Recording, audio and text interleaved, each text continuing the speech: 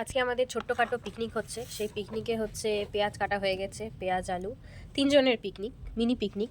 এখানে হচ্ছে আদা রসুনের পেস্ট আর হচ্ছে বাদাম পেস্ট আর ধনেপাতা রাখা আছে। আর নিচে হচ্ছে আছে আমাদের আজকের মূল আকর্ষণ চিকেন। সেটা ম্যারিনেট করে রেখে দিয়েছে রশনিদি। আজকে আমরা রশনিদির হাতের মাংস খাবো। তো চলো আবার নেক্সটে আসছি। আর এটাতে আছে মশলাপাতি। অ্যান্ড অ্যাট লাস্ট আমাদের চিকেনের ফাইনাল লুক যেটা দাঁড়িয়েছে, ওয়াও! খেতে তো অসাধারণ হয়েছে আর দেখতেও অসাধারণ, এত সুন্দর পুরো কষা কষা। আজকের দুপুরের স্পেশাল খাবার আলু সিদ্ধ মাখা, অমলেটের ঝোল, উচ্ছে ভাজা আর হচ্ছে চিকেন। তবে এটা আমি শুধু খাবো না, ৩ জন মিলে খাবো।